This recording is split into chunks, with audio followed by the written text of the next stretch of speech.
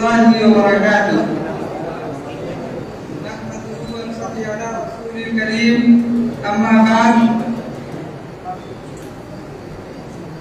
सदर मोहतरम मुअज़्ज़ज़ असातिज़-ए-किराम और मेरे सामने तशरीफ फरमा तलबा-ए-इज़ाम, बदरे आज़िज़ हिंदुस्तान वो सरसब्ज़ व शादाब और सदाबहार व गुलज़ार की तर्ज़ है जो कसीर आबादी वाला और बेअतबार रफ़्ता आलमी नक्शे पर एक बड़ा मुल्क मुतसव्वर है।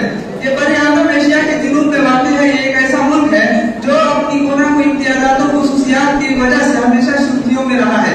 ज़माने क़दीम में मुतहरा हिंदुस्तान की तिजारत, ज़राअत और कारोबार व मईशत के उरूज का ये आलम था कि उसे सोने की चिड़िया कहा जाता था।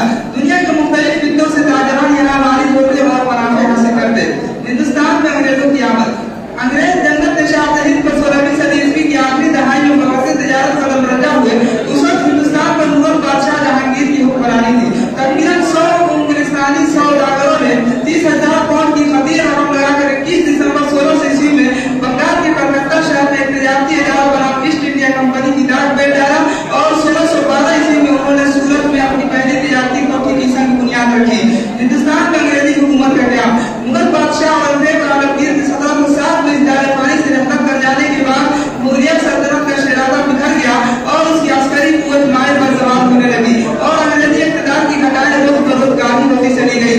अंग्रेजों की जब पकड़ती हुई और मुस्तहकम होती हुई तूफानी ताकत इक़्तिदार का एहसास होने पर हिंदुस्तानियों ने आखिरी मुगल हुक्मरान बहादुर शाह जफर की क़यादत में 10 मई 1857 ईस्वी में अंग्रेजों के खिलाफ मुंगीर राना में बगावत किया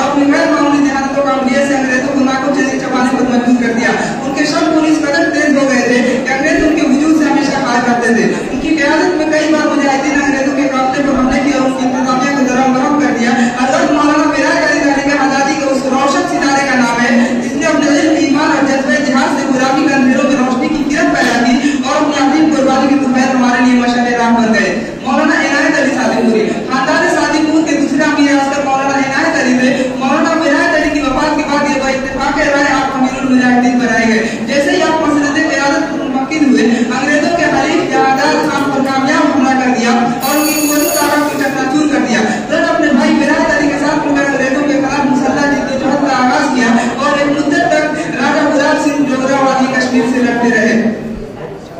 मौलाना अब्दुल रहीम सादिकपुरी, ये खानवादर सादिकपुर की चश्मचेरा करते हुए आजादी वतन से शाम पे अम्बारा के मुकदमे में इरादत जहां मुहाजिरीन के सिलसिले में मौलाना यहया अली के साथ गिरफ्तार हुए और जजीरा निवान की जेल में तकरीबन 20 बरस का कैद जरावतनी की लंबी मुद्दत गुजारने के बाद रिहा होकर 10 मार्च 1883 को वतन वापस आ गए। उन्होंने तहरीक आजादी में अपनी गैर मुतअद्दिद शमूलियत की बाइज शम्ए आजादी को रोशन रखा। मौलाना अब्दुल खबीर सादिकपुरी, इस इल्मी और तारीखी खानदान के आखिरी खुलासा मौलाना अब्दुल खबीर है कि वो शख्सियत थी जिनकी हदीस में आजाद हिंदुस्तान के पहले वज़ीर आज़म पंडित जवाहरलाल नेहरू हाजिर हुए और खानदान की खिदमत जलीला का एतराफ करते हुए फरमाया कि हजरत अगर सारे मुल्क की हुर्रियत पसंदों की वतन की आज़ादी की खिदमत एक पर्दे में डाल दी जाए और दूसरे पर्दे में सिर्फ उलमा सादिकपुर की खिदमत डाली जाए तो सादिकपुरी उलमा का पर्दा भारी होगा। तहरीक मुजाहिदीन सादिकपुरी खानदान के दम कदम से 150 साल तक अंग्रेज के खिलाफ लड़ता रही।